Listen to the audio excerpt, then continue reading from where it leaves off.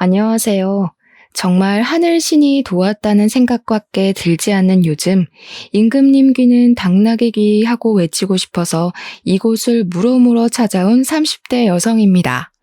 저는 어릴 때부터 꽤 똑똑하다는 이야기를 많이 듣고 자랐는데요.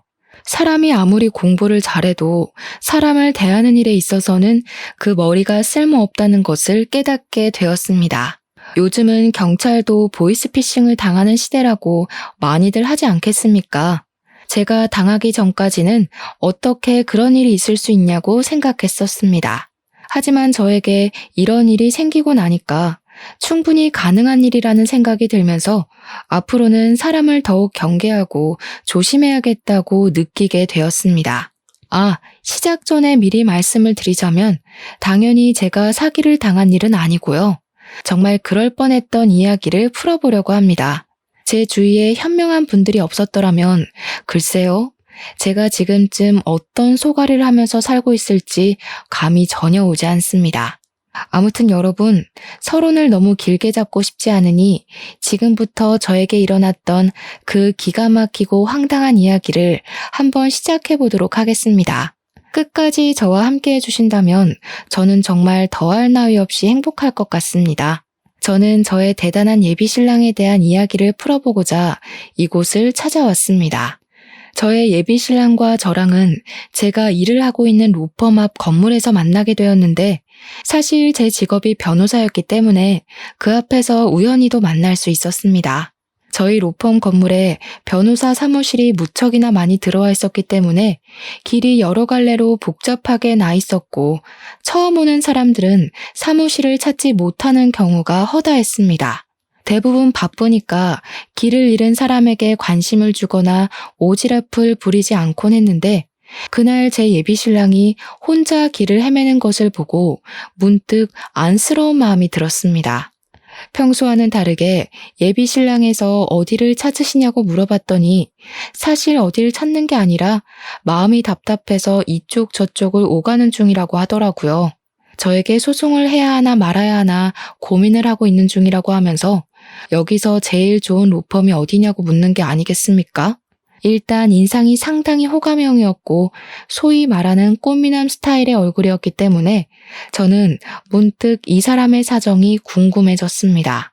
길을 가다가도 한 번쯤은 돌아볼 법한 외모를 가진 남자에게 끌리지 않을 여자가 어디 있겠습니까? 그래서 무슨 일이냐고 한번 말씀해 보시라고 시간을 내게 됐습니다.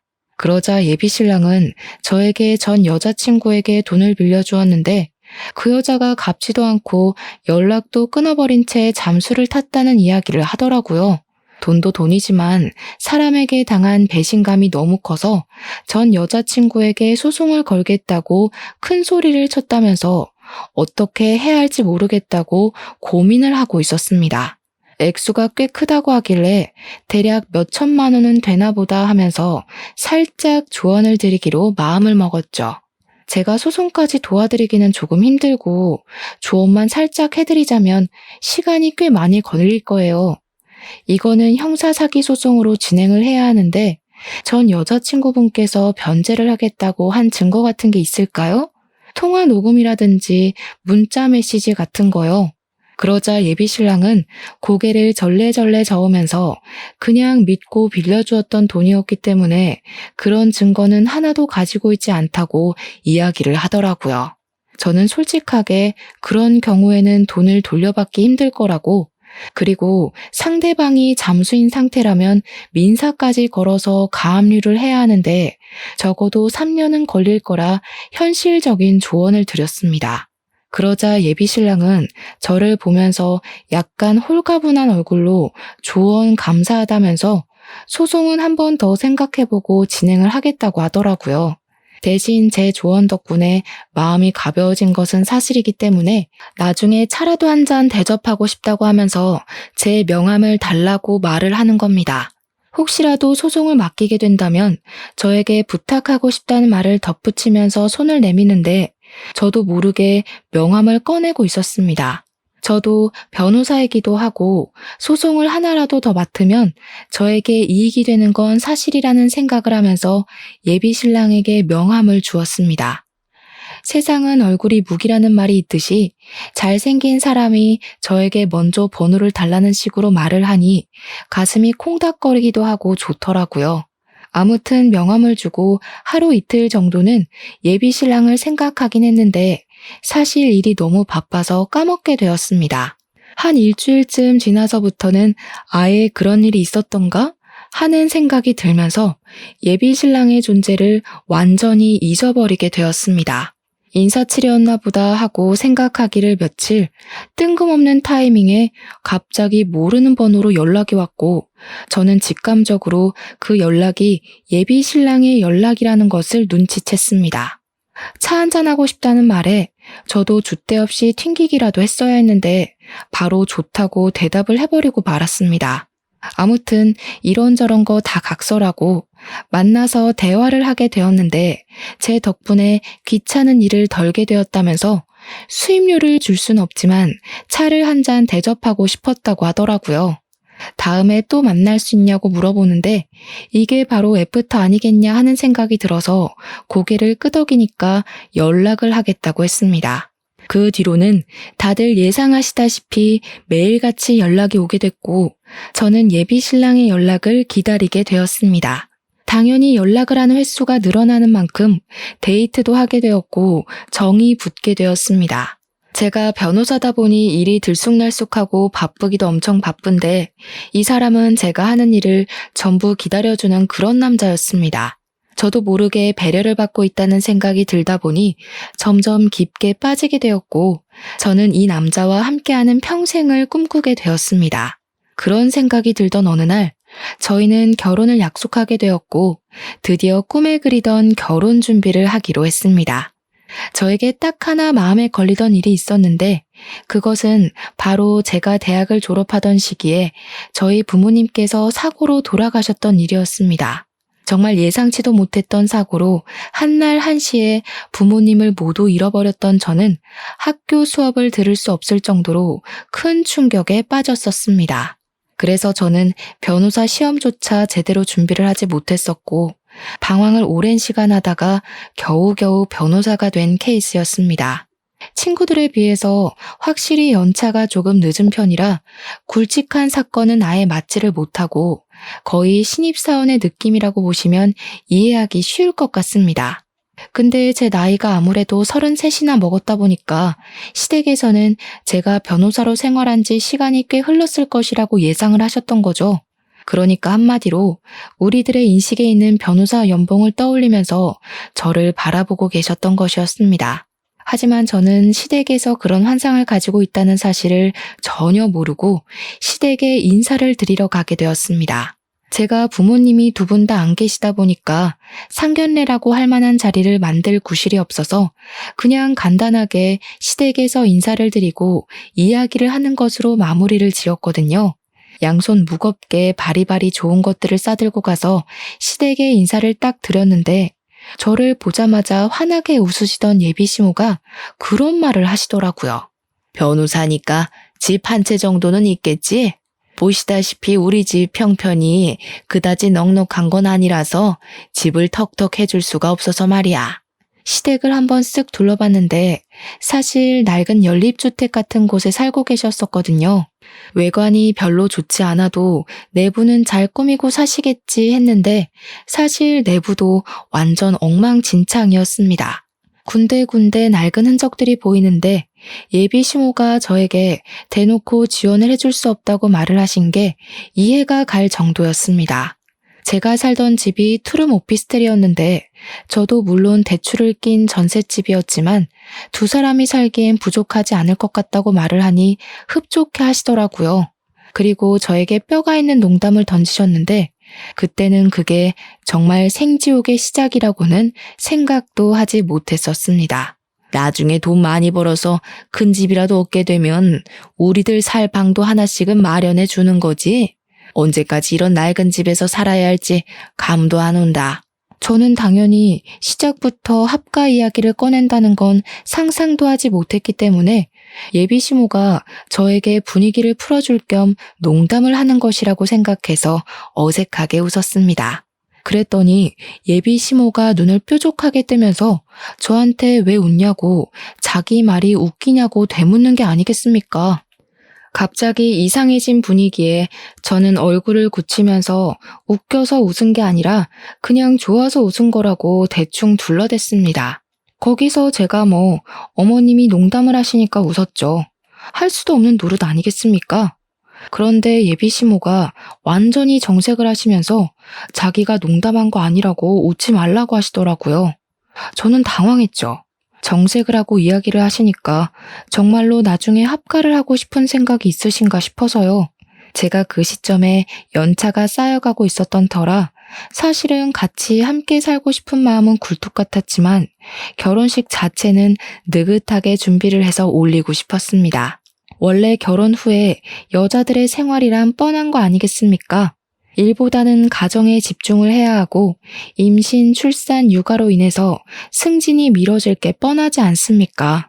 저는 제 자리를 조금 더 굳건하게 굳힌 다음에 결혼, 그리고 임신과 육아까지 집중을 하고 싶다는 생각이 강하게 들었기 때문에 결혼을 느긋하게 하고 싶었습니다. 친구들이 결혼을 하는 걸 보니까 다들 오랜 시간 천천히 준비를 해서 싸우기도 하고 화해도 하고 하면서 준비를 하더라고요. 또한 저는 부모님이 계시지 않았으니까 더 좋은 모습으로 당당하게 준비를 해서 하고 싶다는 생각이 굴뚝 같았습니다. 시부모님께서 먼저 결혼식 날짜는 상의해 본 게 있냐고 언제가 좋겠냐고 이야기를 하시기에 저는 제 생각을 이야기했습니다. 요즘 결혼식은 하나하나 부부가 직접 정하는 게 트렌드라고 하더라고요. 저도 아직 일에 안정을 찾지 못해서 천천히 여유롭게 준비를 하고 싶습니다. 대충 1년 정도 생각하고 준비를 하고 싶은데 어머님, 아버님 생각은 어떠세요? 1년이나? 그런 건 나랑 상의한 부분이 아니잖아. 나는 하루빨리 결혼해서 당신이랑 같이 시간을 보내고 싶은데 말이야. 준비할 게 뭐 그리 많겠어? 대충 3개월 정도면 준비 다 끝나는 거 아니야? 요즘은 웨딩 플래너니 뭐니 업체에서 전부 준비를 해주는데 뭘 그렇게 귀찮게까지 준비를 스스로 해. 3개월은 너무 급한 거 아닐까? 나도 아직 하고 있는 일들이 있어서 그렇게까지 빨리는 어려울 것 같은데. 그럼 혼인신고부터 먼저 하고 같이 사는 건 어때? 같이 살다가 1년 후에 결혼식을 올리는 것도 나쁘지 않을 것 같아. 혼인신고를 먼저 하는 사람이 어디 있어. 요즘은 보통 결혼식 올리고도 같이 살다가 신고를 하는 추세라던데. 당신 지금 나 못 믿어서 그래? 나한테 완벽하게 신뢰를 느끼지 못하는 것 같다는 생각이 자꾸 드네. 나 정말 이번 일로 너무 마음 상했어.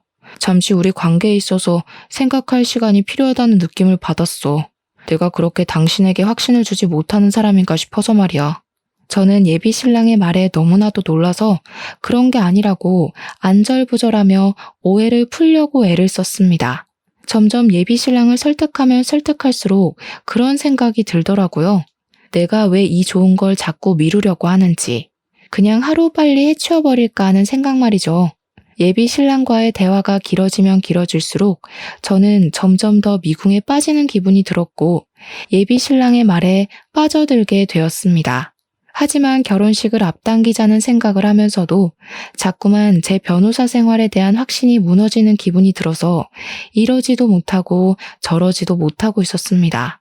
결국에는 동료 변호사에게 이런 일이 있어서 결혼식을 올리는 데에 문제가 생겼다고 말을 하자 동료 변호사가 한심하다는 듯이 저에게 말을 하더라고요. 민지 씨, 지금 예비 신랑분한테 혹시 가스라이팅 당하는 거 아니야? 급할 게 뭐가 있겠어. 결혼이야말로 물을 수 없는 신중한 건데. 그냥 소신대로 천천히 생각해보고 결정해. 세상에 남자가 민지 씨 애인 하나만 있는 것도 아니고. 그 사람 놓쳐도 좋은 사람 또 찾으면 나온다니까.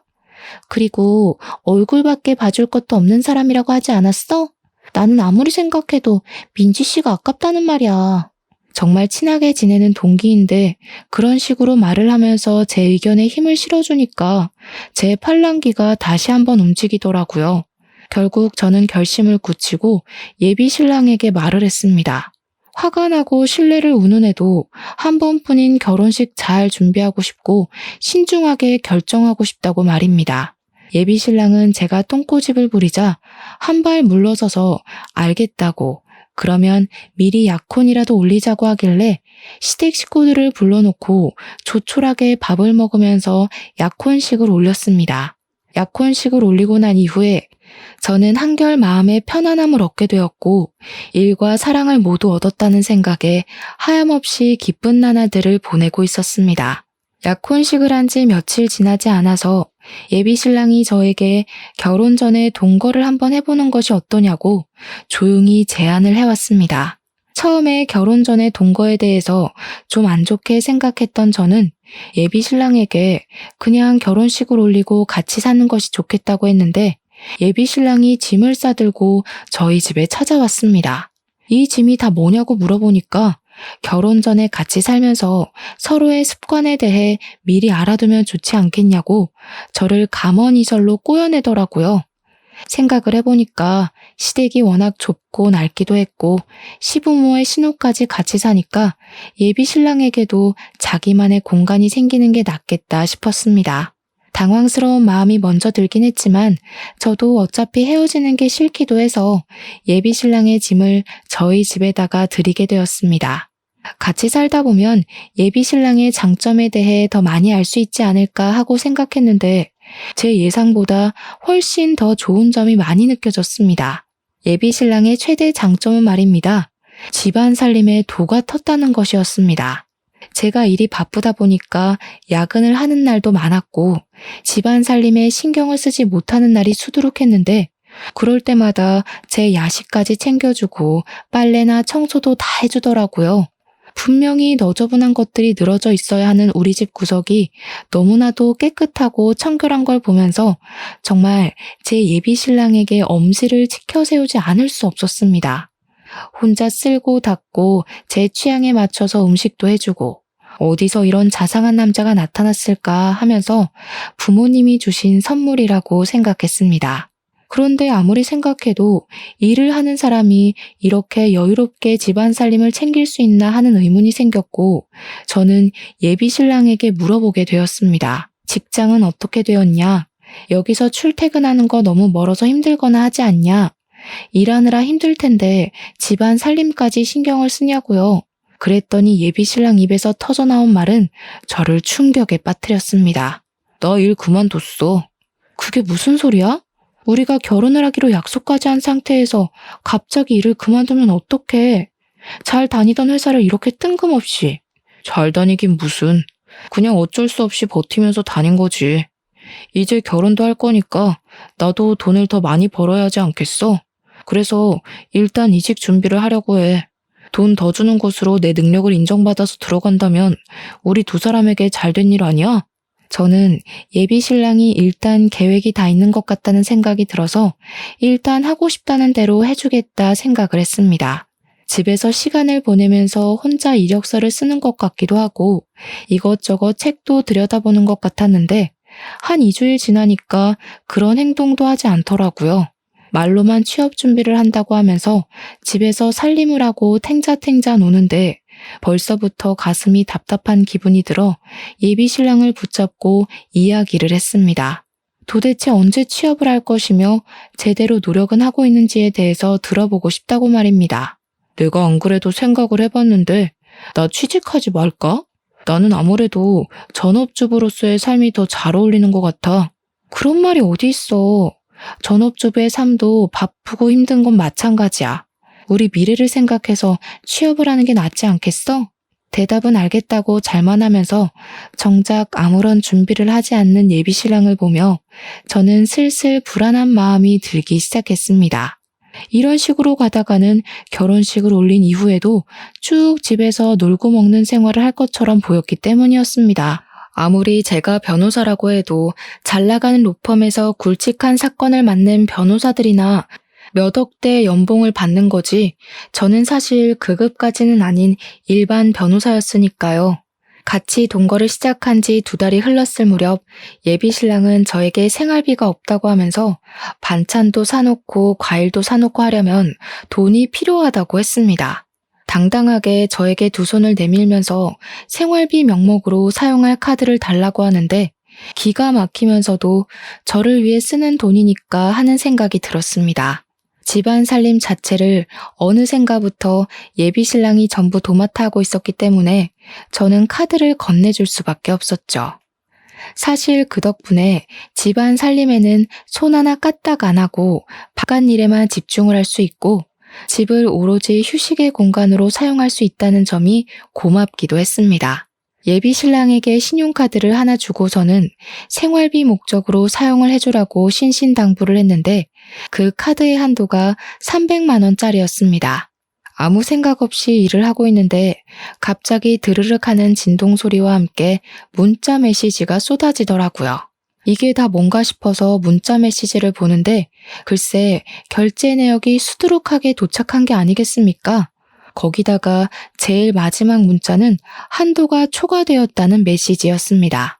너무 놀라서 카드가 도난이라도 당한 건가 싶어서 내역을 샅샅이 살펴보는데 무슨 마트뿐만 아니라 백화점 결제 내역도 있더라고요.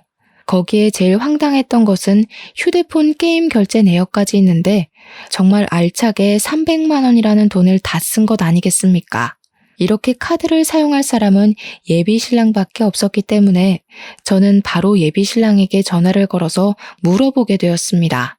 제가 전화를 걸어서 일일이 사용처를 물어볼 것이라고는 예상을 못했는지 변명 아닌 변명을 하면서 회피를 하려고 하더라고요. 마트에서 장 본 거는 우리가 먹을 음식 재료들이고 백화점은 내가 옷이 없어서 옷 좀 몇 벌 샀어. 근데 사는 김에 나도 아들이니까 우리 부모님께 효도하고 싶어서 당신 카드로 부모님 선물도 좀 샀고 우리 부모님한테 잘 보이면 당신도 좋은 거 아니겠어? 미안하고 내가 꼭 취직해서 이거 다 갚을게. 당신한테도 잘할게. 휴대폰 게임 내역은 뭐야? 그것도 그 카드로 결제됐어? 몰랐어. 미안해. 휴대폰 수익 결제로 계산한 줄 알았는데. 그 변명을 저는 그냥 믿어주기로 했습니다. 어차피 한도야 낮추면 그만인 것이고 예비 신랑이 나중에 취직해서 갚겠다고 했으니까요. 예비 신랑 말대로 시부모에게 선물을 사줘서 점수를 따게 된다면 저에게도 나쁘지 않은 거래라고 생각을 했기 때문에 변명인 걸 알면서도 모른 척 넘어가 준 것이었습니다. 문제는 그 다음 달에도 비슷한 이유를 대면서 한도 300만 원을 꽉 채워 사용을 했고 저도 한 달에 버는 돈이 정해져 있었기 때문에 감당하기가 어렵다고 느껴졌습니다. 그래서 300만 원의 카드값을 매달 내긴 무리라는 생각에 한도를 120만 원으로 줄이게 되었습니다. 사실 제가 생각한 한 달 생활비는 100만 원이었거든요. 그러니까 120만 원이면 20만 원 정도는 용돈으로 사용해도 되겠다고 생각했던 것입니다. 그랬더니 예비 신랑이 그걸 알고 나서 저에게 불같이 화를 내는 것이 아니겠습니까? 어떻게 카드 한도를 120만 원으로 줄일 수가 있어? 당신 돈도 넉넉하게 벌면서 나랑 우리 집에 돈 쓰는 게 그렇게 아까워? 진짜 치사하다 치사해. 내가 꼭 취직해서 갚는다고 이야기를 했는데도 고작 그 돈이 아까워서 120만 원으로 한도를 줄여? 내가 그 카드 줄 때 분명히 생활비로 사용을 해달라고 했는데 생활비보다는 당신이 사치하는 데 더 많은 돈을 투자하는 것 같아서 줄인 거야. 2달 동안 생활비로 쓴 돈을 보니까 100만 원 정도 되길래 나머지 돈은 커피라도 사 먹으라고 내버려 둔 거고 나는 당신이 이런 걸 하나하나 따질 줄 몰랐어. 정말 화가 난다. 사랑하는 사이에 그런 걸 따지고 싶은 생각이 든단 말이야. 저는 도대체 예비 신랑이 왜 저에게 화를 내면서 따지는지 이해를 할 수 없었습니다. 하지만 너무 삐진 티를 내길래 일단은 풀어주려고 노력을 했습니다. 예비 신랑의 논리는 엉뚱하기도 하고 말이 안 되는 이야기이긴 했지만 너무 사랑했기 때문에 제가 져준다는 느낌으로 말입니다. 그런데 그러면 안 됐습니다. 저를 완전히 호구로 보기 시작했기 때문이었습니다. 같이 동거를 한 이후에 시댁에서는 저에게 변호사 며느리를 뒀으니까 앞으로 살만 나겠다면서 잘 부탁한다고 하시고는 매달 용돈을 100만 원씩 보내달라고 하셨습니다. 저는 그 이야기를 듣고 너무 깜짝 놀라서 저도 모르게 그게 무슨 소리냐고 시부모님을 향해서 소리를 조금 높여 말을 했습니다. 왜냐하면 저도 연차가 많이 쌓이지 않은 변호사였기 때문에 버는 돈이 무척이나 한정적이었고 앞으로의 결혼 생활을 생각하면 100만 원이라는 돈은 너무 큰 돈이었기 때문이었습니다. 매달 100만 원씩 적금이라도 붙는다고 치면 5년이면 6천만 원 아니겠습니까? 저희가 혹시라도 임신이라도 하게 된다면 필요해질지 모르는 돈이잖아요. 저한테 한 달에 100만 원은 너무 부담스러운 금액이라고 생각합니다. 제가 변호사이긴 하지만 연차가 얼마 되지 않아서 무리거든요. 그렇게 월급을 많이 받는 편이 아니기도 하고요. 그래도 앞으로 연차가 쌓이면 점점 더 많이 벌 거 아니니? 생활이 안정되고 나서 임신을 하는 게 좋지 않겠니? 너네는 집도 있고 차도 있고 있을 만한 거 다 있는데 뭐 한다고 효도하는데 돈을 아끼는 건지 잘 모르겠다. 너 부모님도 없는데 우리한테 잘하면 나중에 다 피와 살이 되는 일인 거야. 그러면서 저에게 다음 달부터 무조건 100만 원씩 입금을 하라고 막무가내로 구는 게 아니겠습니까? 그런데 예비 신랑이 저에게 그러는 겁니다. 시부모의 말처럼 저한테 부모님이 살아계신 것도 아닌데 시부모에게 효도를 해야 하지 않겠냐고요. 그 말이 저에게 조금 상처로 찔리기도 했고 일도 그만두고 제 카드로 하루하루를 살아가는 사람이 저에게 할 말은 아니라는 생각이 들었습니다. 분명 처음에는 너무나도 행복한 동거고 결혼 준비였는데 시간이 가면 갈수록 삐걱거리는 느낌을 지울 수가 없었습니다. 거기다가 남편에게는 철이 상당히 없는 예비 신우가 하나 있었는데 그 예비 신우가 쐐기를 박는 말을 하더라고요. 우리 새언니가 변호사씩이나 되는데 나한테 명품 가방 하나만 주면 안 돼? 드라마 같은 거 보면 변호사들 다 명품백 들고 다니던데 언니는 몇 개 있어? 제가 또 아쉽게도 명품 같은 것에 별로 관심이 없어서 가지고 있는 명품 가방이 없었거든요. 다른 변호사들도 저에게 명품 가방 하나쯤은 있어야 한다고 잔소리를 했지만 저는 그 비싼 돈을 주고 그걸 사야 할 이유를 모르겠더라고요. 그래서 예비 신우에게도 그냥 솔직하게 명품 가방 같은 거 없다고 관심 없다고 이야기를 했더니 예비 신우가 어쩌면 여자가 그런데 관심도 없냐며 호들갑을 떨더라고요. 언니 변호사가 그런 비싼 가방을 들고 다녀야 와, 이 사람 능력이 좋구나. 이런 가방도 들고 다니는구나 하고 생각하게 되지 않겠어요? 내가 하나 골라줘야겠네. 나랑 백화점 가서 하나 사자. 사는 김에 내 것도 하나 사주면 너무너무 좋고. 그게 부담되면 우리 둘이 번갈아 가면서 쓰면 되지. 예비 신우의 의도가 너무 투명하게 느껴지는 덕분에 저는 필요 없다고 딱 잘라서 거절을 하게 되었습니다. 사람은 내면이 중요한 거니까요. 그랬더니 이 철없는 예비 신우가 저한테 사람 그렇게 안 봤는데 너무나도 쪼잔하다고 말을 하는 게 아니겠습니까? 그렇게 애써 시댁과 예비 신랑의 만행을 무시하려고 애를 쓰면서 저는 점점 더 마음을 굳혀가고 있었습니다. 같이 살아보니 결혼이랑은 왠지 거리가 멀게만 느껴져서 다시 한번 이 사람과의 관계에 있어 재정비를 해야겠다고 느끼고 있었습니다. 3개월이라는 시간이 더 흐르고 어느 날 사무실에서 일을 보고 있었는데 뜬금없이 예비 시모에게서 전화가 오는 게 아니겠습니까? 예, 점심시간에 잠깐 사무실 앞으로 나와 봐라. 내가 지금 너네 사무실 건물 쪽으로 가고 있으니까 얼추 시간이 맞겠다. 저는 무슨 일이라도 생긴 건가 싶어서 급하게 일을 끝내놓고 점심시간에 맞춰서 예비 시모를 만나러 나갔는데 그 자리에 예비 신우랑 남편도 같이 와 있더라고요. 온 가족이 왜 총출동을 한 건가 싶어서 무슨 일이냐고 여쭈어 보니까 저랑 갈 데가 있다면서 그냥 아무 소리 말고 따라오라고 하시더라고요. 영문도 모르고 끌려간 곳은 부동산이었습니다. 뜬금없이 무슨 부동산인가 했는데 글쎄 너무 자연스럽게 예비 시모가 자리 좀 보여주세요 하는 게 아니겠습니까? 따라오라는 말에 가보니까 웬 상가 건물을 하나 보여주는데 보증금 3억에 월세 200만 원짜리 자리라며 저에게 설명을 해주시더라고요. 갑자기 무슨 소리세요? 저 사무실 개업할 생각 없는데. 에? 계약하실 분이 오실 거라고 해서. 어때? 이 자리 좋아 보이지? 역도 가깝고 유동인구도 많고 말이야. 갑자기 예비 시모가 끼어들어서 상가 조건이 참 좋다며 이야기를 하길래 무슨 속셈인가 싶어서 눈을 가늘게 뜨고 쳐다보았습니다. 나랑 내 동생이랑 카페라도 하나 차려볼까 싶은데 이 자리 계약 좀 해주면 안 되나 싶어서. 내가 직장을 다니려고 하니까 영 안 되겠더라고. 근데 우리 둘 다 백수다 보니까 대출이 안 나오지 뭐야? 당신 이름으로 받아서 하나 차려보려고. 대출만 한번 받아주면 우리가 제대로 돈 벌어서 꼭 갚을게. 무슨 소리를 하는 거야. 요즘 카페가 얼마나 많은데. 그 포화 상태인 곳으로 뛰어들겠다는 거야? 언니, 요즘 카페는 인테리어만 잘해두면 장사 다 잘 된대. 우리가 엄청 돌아다녀 봤는데 이 자리만큼 좋은 자리를 못 봤다니까. 여기서 커피 장사하면 무조건 월에 몇 천만 원씩은 벌걸? 그러면 대출 받는 것도 금방 갚을 수 있어. 변호사 좋다는 게 뭐야. 사기당할 염려도 없고. 그러면서 마치 제가 계약을 당연히 해줄 것처럼 자기들끼리 이야기를 하는데 저의 소중한 점심시간에 이게 뭐 하는 짓인지 골치가 아프더라고요. 저라고 그렇게 대출이 많이 나오지 않아요. 지금 이미 전세자금 대출도 있고요. 그래? 그럼 주변 변호사들한테 좀 빌리면 안 되나? 누가 3억이라는 돈을 턱턱 빌려주겠어. 능력이 있으면 당신이 친구들한테 빌려서 차려.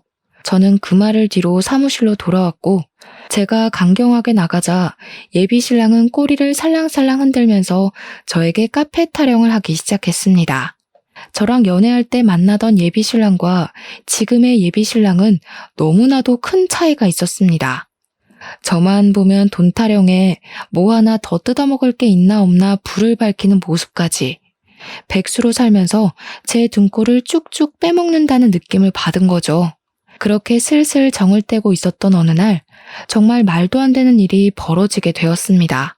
제 사무실에 여자 3명이 찾아왔는데 아주 비장한 얼굴로 저에게 할 말이 있다고 하더라고요. 김민재 아시죠?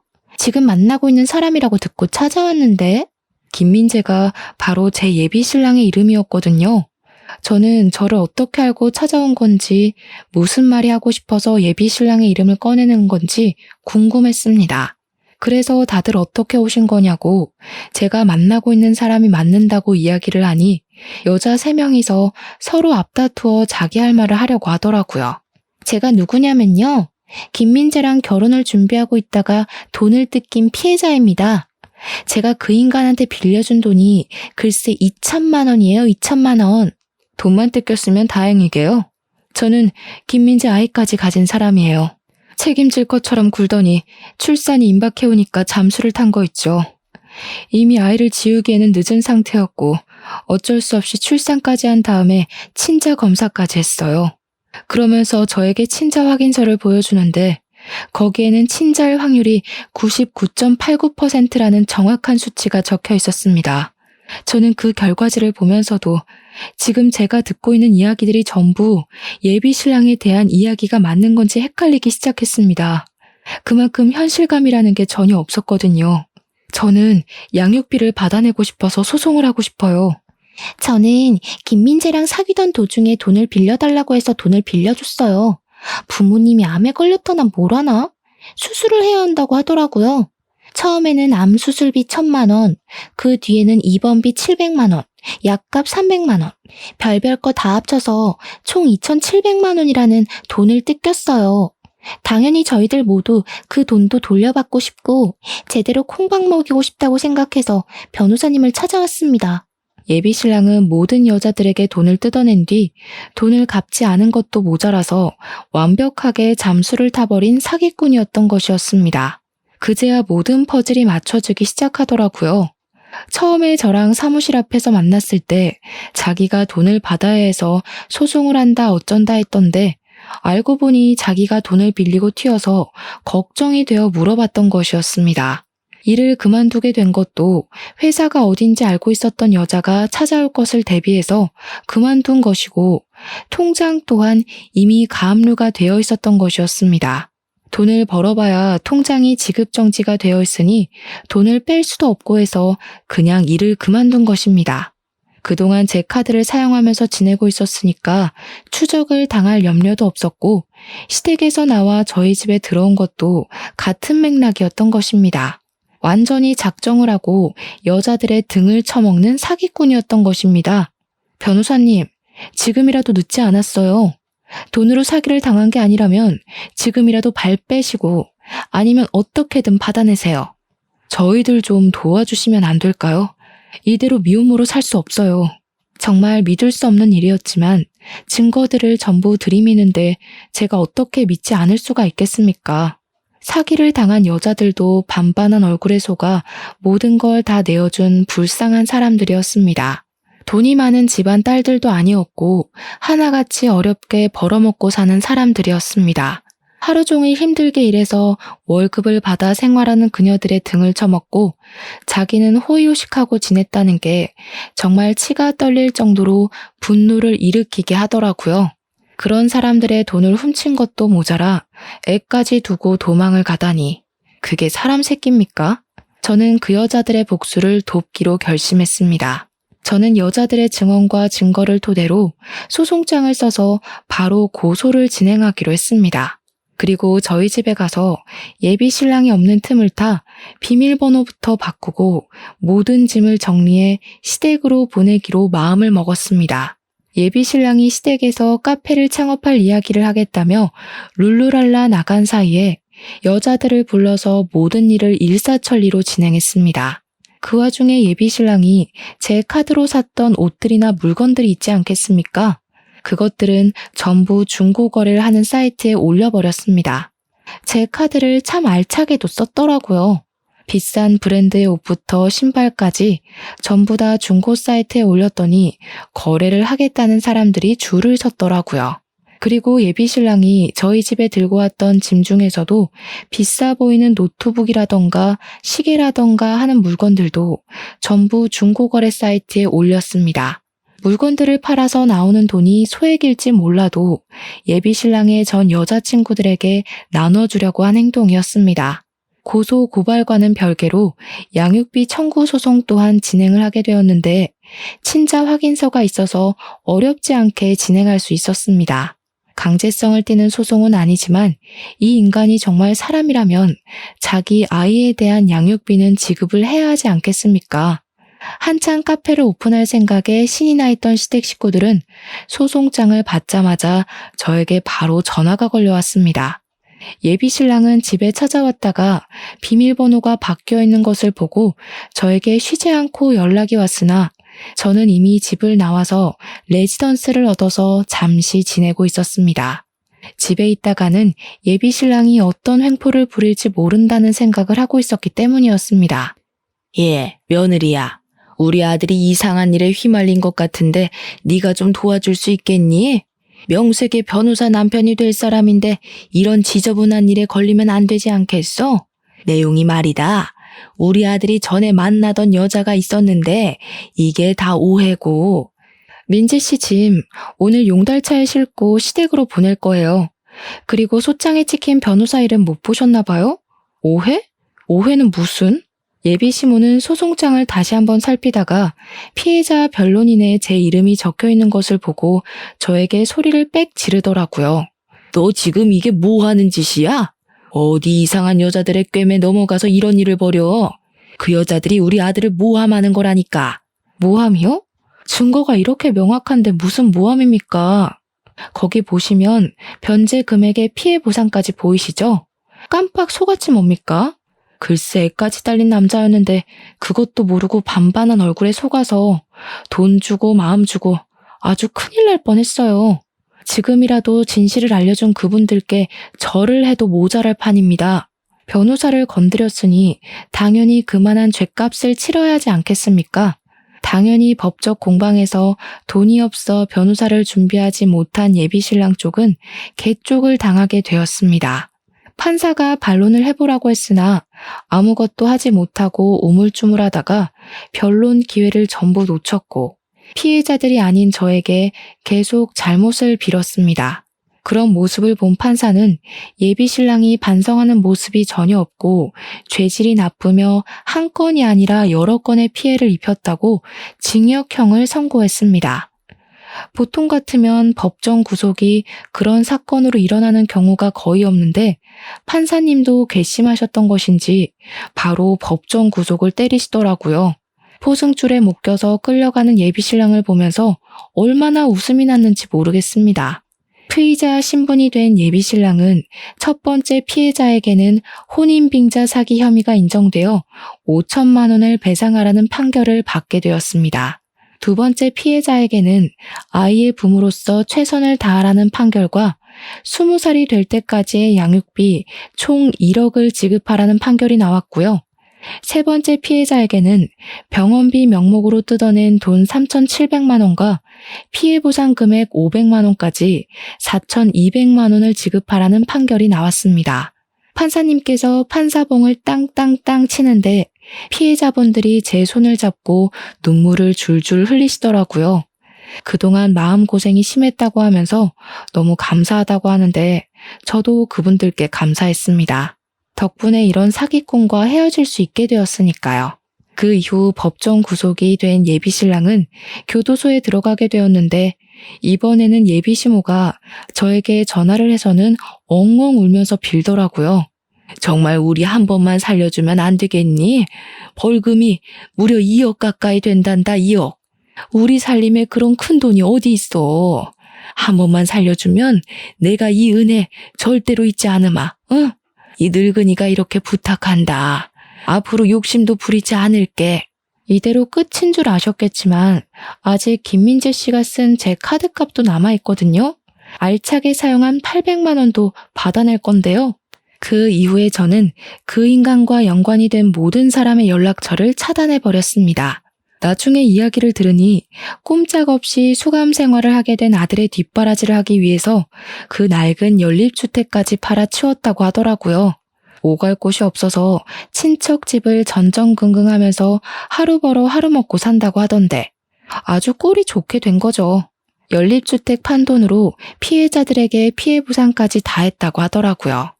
법정 이자가 붙으면 갚기가 더 힘들기 때문에 아마 급한 불부터 빠르게 끄려고 한 게 아닌가 싶습니다. 이 기회에 저는 또 새롭게 법의 무서움과 공정함에 대해 알게 되었습니다.